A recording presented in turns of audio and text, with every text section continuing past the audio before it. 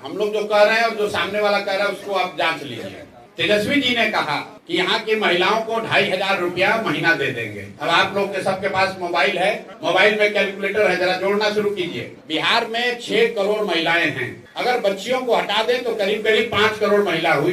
5 करोड़ महिला को अगर आप 2500 रुपया महीना देंगे तो टोटल बजट साल का आएगा 1,55,000 करोड़। बिहार का योजना बजट जो है वो 1 लाख करोड़ के आसपास का है। तो 1 लाख करोड़ का बजट है, उसमें 1.5 लाख करोड़ रुपया माई बहन योजना में दे देंगे। 200 यूनिट आप बिजली फ्री दे देंगे तो वो पैसा कहां से आएगा? उसके मुकाबले जन स्वराज क्या कह रहा है? जन स्वराज कह रहा है कि हम 10 बरस में बिहार में नई शिक्षा की स्थिति क्रिएट करेंगे और जब तक नई शिक्षा व्यवस्था नहीं बनेगी तब तक ये हर व्यक्ति को ये सुविधा होगी कि आप सरकारी विद्यालय अगर ठीक नहीं है, प्राइवेट में अपने बच्चे को भेजना चाहते हैं तो प्राइवेट स्कूल में भेजिए, फीस जो है वो सरकार भरेगी। क्यों कह रहे हैं?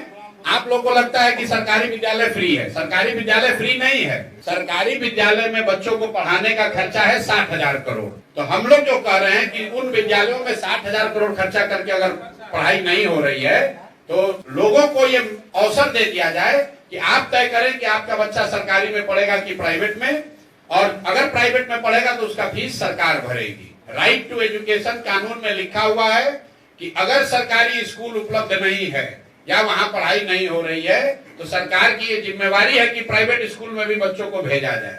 दूसरी बात हम लोग कह रहे हैं कि पलायन 1 साल में रोक देंगे। इसमें फ्री का कुछ काम नहीं है। ये कहा जा रहा है कि बिहार से जो पूंजी का पलायन हो रहा है हर साल 2.5 से 3 लाख करोड़ रुपया जो बैंक यहाँ से पैसा दूसरे राज्य में भेज रहे हैं, बिहार के लोगों का पैसा भेज रहे हैं, उस पूंजी के पलायन को रोककर बुद्धि का पलायन रोका जाएगा। और जिस दिन पूंजी और बुद्धि का पलायन रुका उस दिन श्रम का पलायन अपने आप रुक जाएगा। तीसरी बात हम लोग कह रहे हैं कि मनरेगा से किसानी को जोड़ा जाएगा। अभी मनरेगा का 60% पैसा दिल्ली में हम लोग सरेंडर कर रहे हैं। 100 रुपया बिहार को मिल सकता है तो पिछले वर्ष बिहार ने सिर्फ 39 रुपया ही लिया है। हम लोग ये कह रहे हैं कि किसानों को यहाँ पर मजदूर जो है वो मुफ्त दिया जाएगा। मनरेगा में जो काम करना चाहता है वो खेतों में काम करे, किसानों के साथ मिलकर काम करे, उससे मनरेगा का यूटिलाइजेशन बढ़ेगा, भ्रष्टाचार रुकेगा और बड़े पैमाने पर कृषक बेहतर खेती कर पाएंगे, खासकर नगदी फसलों की खेती कर पाएंगे। चौथी बात हम लोगों ने कही कि यहाँ घर घर रोजी रोजगार हो, उसके लिए